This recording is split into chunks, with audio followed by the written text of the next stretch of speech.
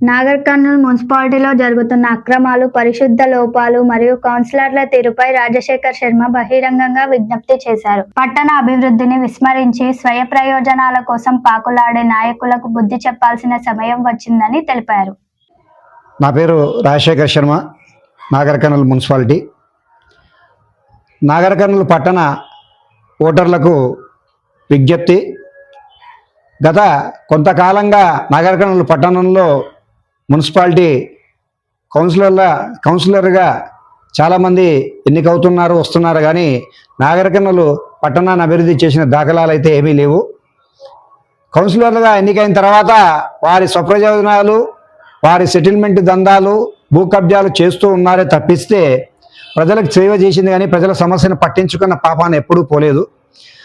ఇకపై నాగర్ కర్నూల్ మున్సిపాలిటీ పరిస్థితుల దృష్ట్యా ఆలోచిస్తే నాగర్ కర్నూల్ పట్టణంలో ప్రతి రోజు తప్పించి రోజు కానీ 2 రోజులకు కానీ చెత్తబండి రావాల్సిన సమస్య ఉంది.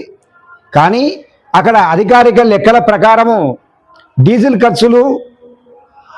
ఖర్చుల విషయాలు అన్నీ కూడా ఎక్కువగా చూపిస్తున్నారు. కానీ ఇక్కడ నాగర్ కర్నూల్ పట్టణంలో చెత్త బండి సేకరణ సమస్య మాత్రం చాలా తీవ్రంగా ఉంది.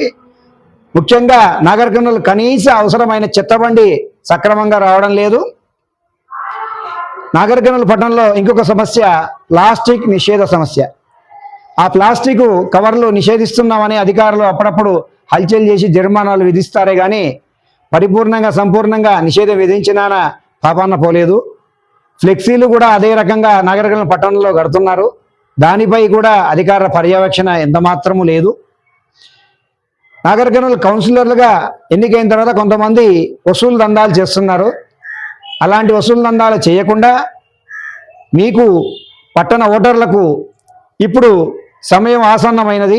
మీ విలువైన ఓటు సక్రమమైన నాయకునికి, విలువగల నాయకునికి, నైతిక విలువలు గల నాయకునికి, మీకు వెన్నంటి ఉండి మీ సమస్యను పరిష్కరించే నాయకునికి ఓటు వేసి అక్రమార్కులను, కల్తీ నాయలను, భూ కబ్జాదారులను రాకుండా అడ్డుకోవాల్సిందిగా నా యొక్క మనవి.